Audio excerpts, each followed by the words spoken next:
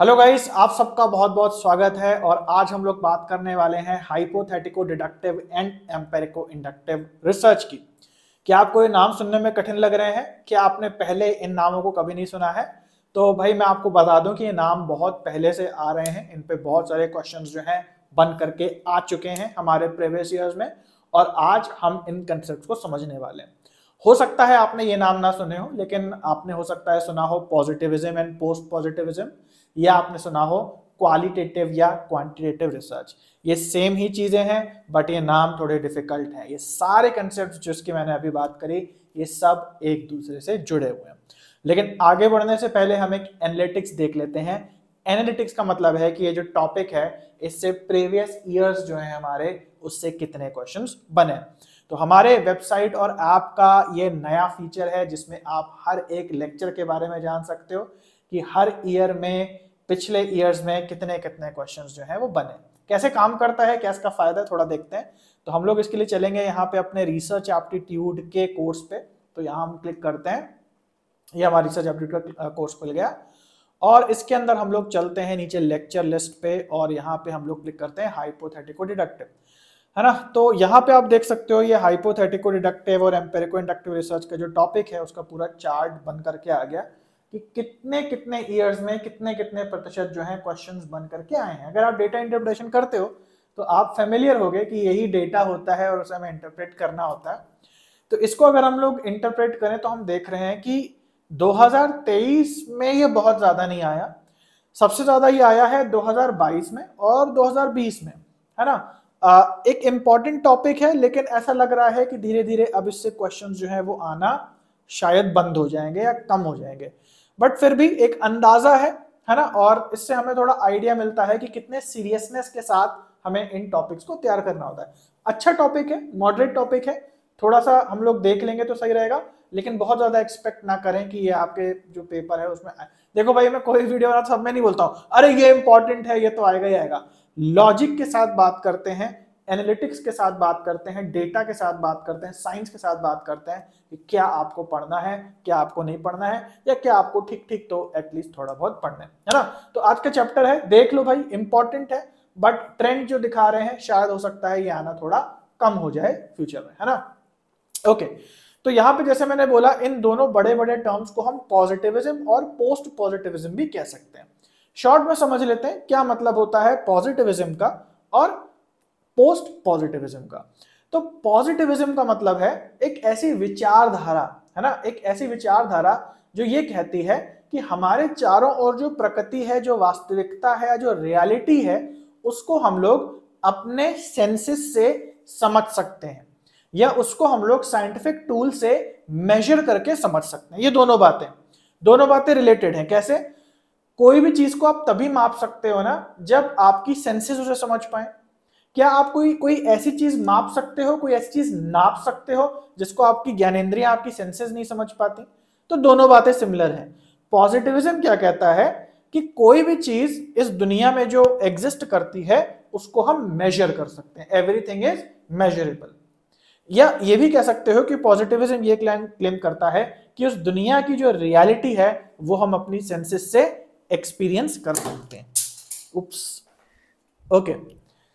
तो ये पॉजिटिविज्म का कहना है ना। तो positivism argues a true and objective reality that can be studied by applying the method and principle of natural science. क्या कह रहा है?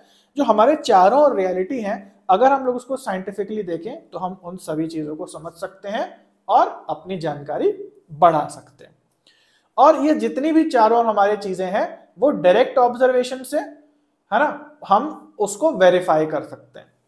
ये पॉजिटिविज्म कहता है, इसीलिए इसका नाम है पॉजिटिव होना। पॉजिटिव होना मतलब कि हाँ, एवरीथिंग इज पॉसिबल, हर चीज को मेजर कर सकते हैं।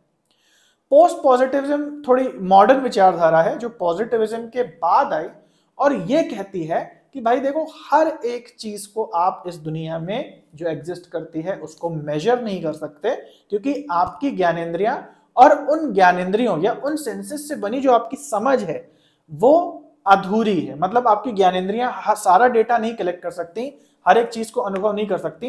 इस हिसाब से आपका जो इंटेलेक्ट बना है उससे वो भी अधूरा है, और वो जितनी रियलिटी है उन सबको एक्सपीरियंस नहीं कर सकता, उन सबको मेजर नहीं कर सकता। इसलिए यहां पे लिखा है कि भाई जो पोस्ट पॉजिटिविज्म है ये क्या है, एक कंटेम्पररी पैराडाइम है। मतलब एक है पॉजिटिविस्ट लोग जो ये मानते हैं हर चीज को मेजर कर सकते हैं, उसके साथ साथ एग्जिस्ट करने वाली विचारधारा है पोस्ट पॉजिटिविज्म की, जो कहती नहीं भाई ऐसा नहीं है, आप पॉजिटिविस्ट लोग जो है आप लोग गलत सोच रहे हैं, क्योंकि ऐसा नहीं होता कि हर एक चीज को आप मेजर कर पाए। इसीलिए पोस्ट पॉजिटिविज्म को हम कहते हैं क्रिटिसिज्म ऑफ पॉजिटिविज्म, यानी पॉजिटिविज्म सही नहीं होता ये लोग कहते हैं, उसकी आलोचना करते हैं पॉजिटिविस्ट की तरीके लोगों के तरीके से। तो पॉजिटिविस्ट कौन है, जो पॉजिटिविज्म को मानते हैं कि हर चीज को मेजर कर पाएंगे वही संभव है ना। तो पॉजिटिविस्ट की तरीके से पोस्ट पॉजिटिविस्ट जो होते हैं ये बिलीव करते हैं कि भाई वास्तविकता तो हमारे चारों ओर है, रियलिटी तो हमारे चारों ओर है, लेकिन हम उसे कभी पूरा मेजर नहीं कर पाएंगे, उसे कभी पूरा समझ नहीं पाएंगे, उसे कभी पूरा जान नहीं पाएंगे। आई होप आप समझ गए। पोस्ट पॉजिटिविज्म कहता है दुनिया में बहुत सारी चीजें हैं जो नापने तुल्य नहीं है, नापने योग्य नहीं है, नहीं मेजरेबल है ना। जैसे फॉर एग्जाम्पल आप देखो आपके चारों ओर जो भौतिक चीजें हैं, फिजिकल चीजें हैं, उनको आप माप सकते हो। लिक्विड को आप लीटर में माप सकते हो क्योंकि उसको आप देख सकते हो, महसूस कर सकते हो। किसी भी सॉलिड आइटम को आप तौल सकते हो, वजन में नाप सकते हो या डिस्टेंस में नाप सकते हो। लेकिन जो ऐसी चीजें हैं जो सोशल साइंस से जुड़ी हैं, जैसे इंसान का इमोशंस है ना, या कोई चीज आपको पसंद है या नापसंद है, तो कितनी पसंद है कितनी नापसंद है, आप किसी से कितना प्रेम करते हो कितनी नफरत करते हो, तो सोशल साइंसेस के जो टर्म है वो पॉजिटिविस्ट नहीं समझ सकते, या पॉजिटिविज्म के थ्रू जो है उनकी एनालिसिस नहीं की जा सकती। तो ऐसी सोशल साइंस वाले टर्म्स की जगह पे जहां इमोशंस और ह्यूमन इन्वॉल्वमेंट है वहां पे पोस्ट पॉजिटिविज्म काम आता है। ये दो अलग अलग विचारधाराएं हैं। सोशल साइंस वाले जो होते हैं वो पोस्ट पॉजिटिविज्म को ज्यादा अपनाते हैं, और जो एक्सपेरिमेंटल रिसर्च वाले हैं जो प्रैक्टिकल या एम्पेरिकल स्टडीज करते हैं वो पॉजिटिविज्म को ज्यादा अपनाते हैं। आई होप आपको डिफरेंस समझ में आ गया। अब इन्हीं से जुड़े हुए टर्म है हाइपोथेटिको डिडक्टिव रिसर्च और एम्पेरिको इंडक्टिव रिसर्च। शॉर्ट में हम इसको बोल देंगे एचडी रिसर्च, और जो एम्पेरिको इंडक्टिव है इसको हम बोल देंगे ईआई रिसर्च। तो बोलने में आसानी होगी और आपको समझने में भी आसानी होगी। हाइपोथेटिको डिडक्टिव रिसर्च जो है इसको आप दिमाग में याद कर लो कि ये है पॉजिटिविज्म, ठीक है जी। तो ये हमारा जुड़ा हुआ है पॉजिटिविज्म से, और जो एम्पेरिको इंडक्टिव रिसर्च है वो हमारी जुड़ी हुई है पोस्ट पॉजिटिविज्म से, ठीक है जी। तो हाइपोथेटिको डिडक्टिव का पहले मतलब समझते हैं। हाइपोथेटिको डिडक्टिव मतलब वो रिसर्च जिसमें हाइपोथेसिस बनती है और हाइपोथेसिस बना के उसको प्रूव करके हम एक डिडक्टिव जनरलाइजेशन निकालने की कोशिश करते हैं, है ना। जिन भी रिसर्च में, शॉर्ट में समझ लो, जिन भी रिसर्च में हम हाइपोथेसिस बनाते हैं उसमें हमारा एम होता है इस हाइपोथेसिस को सही प्रूव करना, या एक प्रिंसिपल या एक जनरलाइज स्टेटमेंट या एक डिडक्टिव रीजनिंग को निकाल करके देना कि देखो भाई हमने हाइपोथेसिस बनाई, देखो ये काम कर रही है। तो ये जो अप्रोच होती है ये हमेशा पॉजिटिविज्म में आती है, क्योंकि इसमें क्वांटिटेटिव डेटा को कलेक्ट करते हैं, यानी कि नंबर के फॉर्म में डेटा को कलेक्ट करते हैं और उनका हिसाब जोड़ करके हम अपनी हाइपोथेसिस को सही साबित करने की कोशिश करते हैं, है ना। तो एक ये प्रकार की रिसर्च होती है जो पॉजिटिविज्म से एसोसिएटेड है। अब बात करते हैं पोस्ट पॉजिटिविज्म वाली रिसर्च कैसी होती है। तो इसको हमने नाम दिया है यहाँ पे एम्पेरिको, हमने नहीं, मतलब ये दिया हुआ है रिसर्च की किताबों में, एम्पेरिको इंडक्टिव रिसर्च। एम्पेरिको इंडक्टिव का क्या मतलब है? अब यहाँ पे ऊपर टर्म आ रहा था डिडक्टिव। डिडक्टिव में हम एक प्रिंसिपल निकालने की कोशिश करते हैं, एक नियम बनाने की कोशिश करते हैं, उसी से जुड़ा हुआ टर्म है डिडक्टिव रीजनिंग। यहां पे उल्टा हो रहा है, यहां पे इंडक्टिव रिसर्च की बात हो रही है। इंडक्टिव का मतलब उल्टा होता है। इंडक्टिव का मतलब होता है एक जो रूल हमारे पास है वो एक्चुअल में लोगों पे कैसे काम कर रहा है इसको देखना।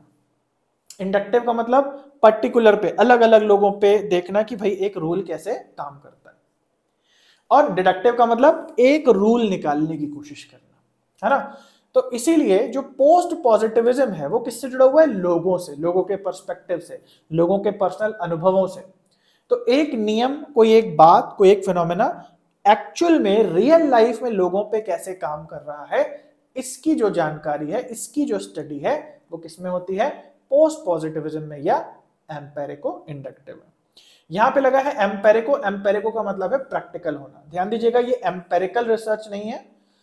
अगर लिखा होगा केवल एम्पेरिकल तो वो हमारी पॉजिटिविज्म में जाएगी।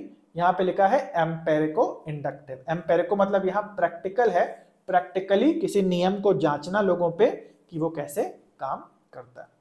और इन्हीं दोनों रिसर्च से ये नाम निकल के आए हैं, क्वांटिटेटिव एंड क्वालिटेटिव डेटा। तो जाहिर सी बात है जो एचडी रिसर्च है या जो पॉजिटिविज्म वाली जो इंस्पायर्ड रिसर्च होगी, वहां क्वांटिटेटिव डेटा लिया जाएगा, यानी वो डेटा जो नंबर के फॉर्म में हो। और जो भी रिसर्च पोस्ट पॉजिटिविस्टिक है या हमारी जो ईआई रिसर्च है, वो होती है हमारी क्वालिटेटिव डेटा वाली, है ना। तो क्वालिटेटिव डेटा क्या होता है? इंटरव्यूज, टेक्स्ट, इमेजेस, ऐसी चीज जो नंबर नहीं है ना, ऐसा डेटा जब हम कलेक्ट करें रिसर्च के लिए तो वो क्वालिटेटिव डेटा कहलाता है। ठीक है, तो आई होप आपको समझ में आ गया। तो आपको बस याद कर लेना है, रट लेना है अपने दिमाग में, बस शॉर्ट में भी हम लोग समझ लेते हैं। और ये जो चीजें हैं ये आपके सारे क्वेश्चंस करवा देगी, बहुत इंपॉर्टेंट चीज है ये। ओके, तो सबसे पहले एचडी रिसर्च ये जुड़ी हुई है पॉजिटिविज्म से। एम्पेरिको इंडक्टिव रिसर्च ये जुड़ी हुई है पोस्ट पॉजिटिविज्म से, है ना। इसके अलावा डेटा का भी देख लो, यहाँ पे क्या लिखा है? It is a type of, किस टाइप की होती है? हाइपोथेटिको होती है, क्वांटिटेटिव टाइप की, और ईआई रिसर्च होती है क्वालिटेटिव टाइप की। इट कम्स अंडर, तो ये पॉजिटिविज्म में आता है, और एम्पिरिको इंडक्टिव जैसे मैंने बताया पोस्ट पॉजिटिविज्म में आता है। किस पे फोकस करता है? हाइपोथेटिको डिडक्टिव रिसर्च जनरलाइजेशन पे फोकस करती है। एक नियम निकालो, एक सिंगल स्टेटमेंट निकालो, है ना, न्यूमेरिकल डेटा को सॉल्व करके। एम्पिरिको इंडक्टिव रिसर्च पार्टिसिपेंट पर्सपेक्टिव पे ज्यादा फोकस करती है कि कोई नियम जो है वो एक्चुअल में लोगों पे कैसे काम करता है। Operates in hypothetico deductive research control settings यानी लैब में होती है। ये बात आपको ध्यान रखनी है कि जब भी हम हाइपोथेसिस निकालने की कोशिश करते हैं, हम लैब में काम करते हैं। लेकिन जो एम्पेरिकल रिसर्च होती है, जैसे मैंने बोला सोशल साइंस से कनेक्टेड है, तो यहाँ पे एक्चुअल सेटिंग्स यानी लोगों के बीच में जाके रिसर्च होती है, लैब में ये नहीं होती। It is concern with outcome यानी एक स्टेटमेंट निकालने पे इसका ध्यान होता है, जबकि ईआई रिसर्च का ध्यान प्रोसेस, लोगों पे प्रोसेस में कैसे चल रहा है, इस पे होता है। हो सकता है आप लोगों को चीजें कठिन लग रही हो अगर पहली बार सुन रहे हैं, आप बस इतना रट लेंगे ना, जो ये सामने आपके लिखा है, आपका काम हो जाएगा, सारे क्वेश्चंस आपके बन जाएंगे। अब हम इसका एक प्रैक्टिकल एग्जांपल लेते हैं कि इसका क्या मतलब है हाइपोथेटिको डिडक्टिव और एम्पिरिको इंडक्टिव। जैसे इसके बहुत सारे एग्जांपल हो सकते हैं। जैसे मार्केट में प्रोडक्ट्स आते हैं, जैसे मान लो एक बाइक आई है ना, एक मोटरसाइकिल है। अब बाइक जो है वो क्लेम करती है कि भाई इसका जो एवरेज है वो 60 का है, 60 किलोमीटर चलेगी, 1 लीटर पेट्रोल खाएगी। अब यहां पे ध्यान देना कि बाइक तो एक मशीन है, और मशीन को अगर आप बिल्कुल मशीन से ही चलवा दो तो कैसे ये लोग एवरेज निकालते हैं? मशीन पे दौड़ा देते हैं बाइक को, नाप लेते हैं। यहाँ पे ह्यूमन इंटरवेंशन नहीं, ह्यूमन में कोई टच नहीं है। लेकिन ये बाइक जो है मशीन है, हर इंसान के पास पहुंचेगी। अब हर इंसान के पास जब पहुंचेगी तो हर एक अलग सिनेरियो में, हर एक इंसान के चलाने के तरीके पे इसका जो है एवरेज अलग अलग होगा, है ना। तो हो सकता है किसी की गाड़ी 55 दे रही हो, किसी की 50 दे रही हो, किसी की जल्दी खराब हो जाए, किसी की नहीं खराब हो, है ना।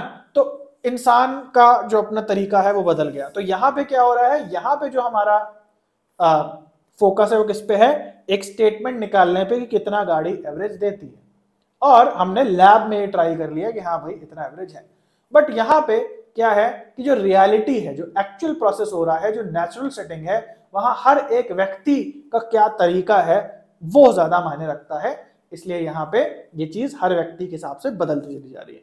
दूसरा इसका एग्जांपल हो सकता है किसी फोन का बैटरी बैकअप। तो आपने यूट्यूब पे भी कई वीडियोस देखे होंगे, कौन सा फोन ज्यादा चलता है, कौन सा कम चलता है। तो फोन पे भी कंपनी क्लेम करती है कि भाई 2 दिन का बैकअप देगी, बट रियलिटी में जब आता है तो यूजेज के हिसाब से वो चीज बदलती है ना। तो इससे आप आइडिया लगा सकते हो कि क्वालिटेटिव क्या है और क्वांटिटेटिव क्या है।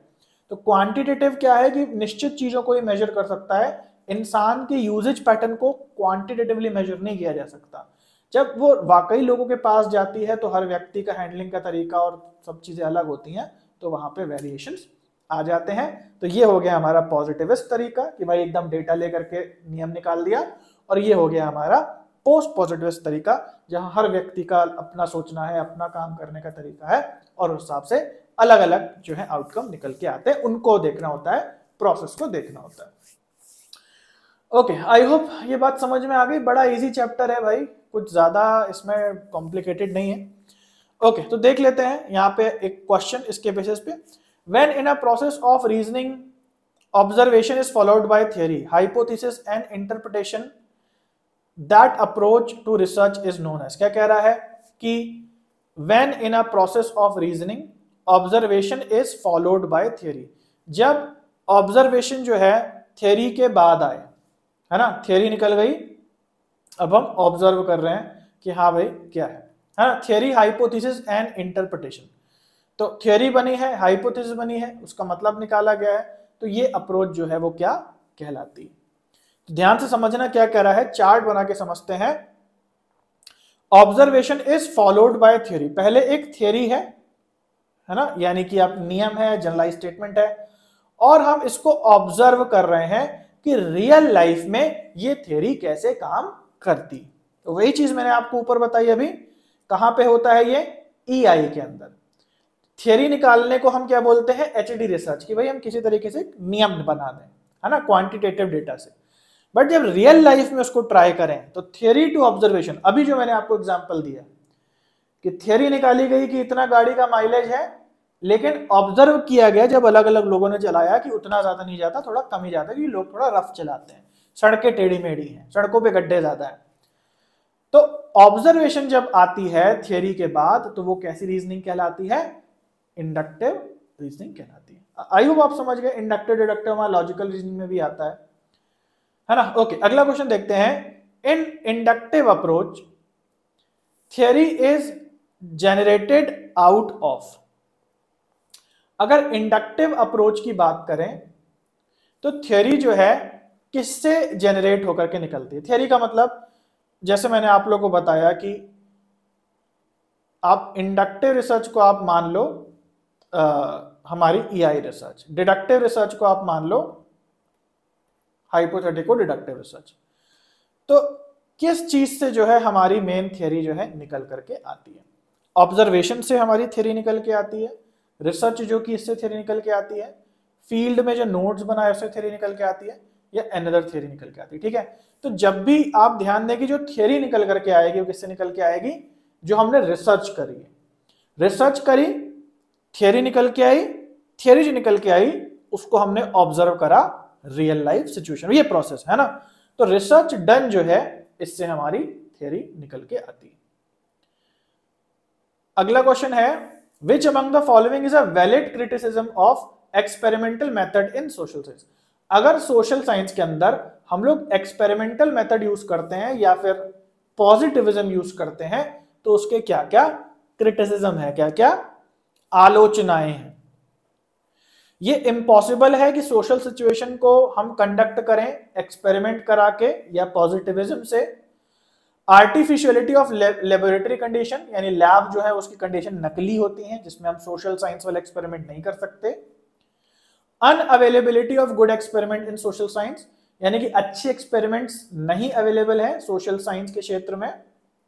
और social research problem can not be studied experimentally, तो सोशल रिसर्च की जो प्रॉब्लम्स होती हैं उन पे एक्सपेरिमेंट किया ही नहीं जा सकता।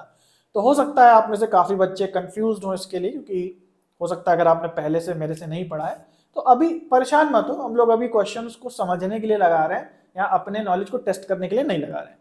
तो यहाँ एक कुछ चीजों की हम लोग बात कर लेते हैं। कभी कभी कुछ रिसर्चेस ऐसी होती हैं जिसमें हम पॉजिटिविज्म का भी यूज करते हैं और पोस्ट पॉजिटिविज्म के तरीकों का भी यूज करते हैं। आप ऐसे भी कह सकते हो, कुछ रिसर्चेस ऐसी होती हैं जिसमें हम क्वांटिटेटिव मेथड्स का भी यूज करते हैं और क्वालिटेटिव मेथड्स का भी यूज करते हैं। ऐसी रिसर्चेस को हम बोलते हैं हाइब्रिड रिसर्चेस, है ना। हालांकि जो पॉजिटिविस्ट हैं और पोस्ट पॉजिटिविस्ट हैं वो कहते हैं नहीं भैया ये अलग अलग होना चाहिए, इनको एक साथ नहीं करना चाहिए। इसकी बहुत आलोचनाएं होती हैं, उसी पे क्वेश्चन बेस्ड है। लेकिन इन्हें करना संभव है। तो जैसे यहां पे लिखा है कि it is impossible to conduct in social situation, तो ऐसा नहीं है। हाइब्रिड रिसर्च एग्जिस्ट करती है, बहुत करने वाले करते हैं, बट उसकी अपनी आलोचनाएं। उसके बाद है अच्छे एक्सपेरिमेंट्स नहीं अवेलेबल है सोशल साइंस में, तो ऐसा नहीं है, काफी अच्छे एक्सपेरिमेंट्स भी अवेलेबल हैं और हर तरीके से हर एक चीज को किया जा सकता है। सोशल रिसर्च को एक्सपेरिमेंट से स्टडी ही नहीं किया जा सकता, ये भी बात गलत है। जैसे मैंने बोला हाइब्रिड मेथड है और उनसे सब कुछ स्टडी किया जा सकता है। यहाँ पे जो मेन पॉइंट है वो है artificiality of the laboratory situation, इसको जुटलाया नहीं जा सकता, बाकी सब कुछ जुटलाया जा सकता है। यह बात सच है कि जब भी कोई चीज पॉजिटिविस्टिकली या क्वांटिटेटिव डेटा के साथ, या जब हम हाइपोथेटिको डिडक्टिव रिसर्च करते हैं, तो वो लैब बेस्ड होती है। नंबर का खेल लैब में होता है ना, क्वांटिटी का खेल लैब में होता है, आर्टिफिशियल सिचुएशंस बनानी पड़ती हैं। और सोशल साइंस का मतलब ही है सामाजिक विज्ञान, यानी कि समाज में चीजें कैसे काम कर रही हैं। आप पूरा समाज लैब में नहीं बना सकते, आप सब कुछ कर सकते हैं। कोई एक्सपेरिमेंट को आप सोशल साइंस में डाल दें, अच्छा एक्सपेरिमेंट बना दें, है ना, सब कुछ कर दें, स्टडी भी कर रहे हैं सोशल साइंस के कुछ सारे मुद्दे नहीं, लेकिन सोशल साइंस के कुछ मुद्दे तो आप एक्सपेरिमेंट कर सकते हैं। लेकिन जो सबसे मेन आलोचना है वो ये है कि ये बात को आप बिल्कुल झूठ नहीं करार कर सकते कि लैब की जो सिचुएशन होती है, जो हमने अभी ऊपर बात करी अपने नोट्स में कि लैब ओरिएंटेड होता है, या आप कह लो कंट्रोल्ड सेटिंग्स भी कहते हैं कभी कभी लैब कंडीशन को, इसके अंदर जो है आप सोशल एक्सपेरिमेंट करेंगे तो वो थोड़ा सा जो है अच्छा रिजल्ट नहीं देगा, है ना। तो देखो भाई, हम लोग जो रिसर्च पढ़ रहे हैं वो शैलो लेवल पे पढ़ रहे हैं, हम लोग कोई प्रैक्टिकल नहीं करेंगे अपनी लाइफ में, ये ऐसा कोई कुछ नहीं, अनटिल और अनलेस आप पीएचडी में एनरोल ना हो। तो मैं कोशिश कर रहा हूँ कि आप बस इसको रट लें, इससे आपका काम हो जाएगा, है ना। जो मैंने आपको बातें बताई होप समझ में आ गई होंगी, कोई ऐसी हाई फाई बातें नहीं थी, है ना। और ये जो यहाँ पे बात लिखी है ना, इसको आप बड़े आराम से समझ लें। इसके अलावा रिसर्च एप्टीट्यूड का फुल कोर्स और हर लेक्चर में आपको ये एनालिटिक्स भी मिलेगी कि कौन सा लेक्चर जो है कितना इंपॉर्टेंट है, ज़्यादा कितना कम है, ये अवेलेबल है, लिंक डिस्क्रिप्शन में दिया हुआ है। और व्हाट्सएप पे भी आप जरूर से कांटेक्ट करें अगर आपको फ्री डेमो मटेरियल मिलने में कोई इशू आ रहा है, तो फ्री डेमो भी अवेलेबल है, वो भी देख लो भाई। और इसके अलावा टेलीग्राम चैनल अगर नहीं ज्वाइन किया है तो वो ज्वाइन कर लो, वहां पे आपको डेली प्रीवियस ईयर क्वेश्चंस भी फ्री में मिलते रहते हैं टेस्ट सीरीज के फॉर्म में, ताकि स्क्रीन पे प्रैक्टिस हो जाए आपकी प्रीवाइक्यूज लगाने की। तो गाइस अभी के लिए इतना है, मिलते हैं अगले वीडियो में, तब तक के लिए सभी को बाय और टेक केयर।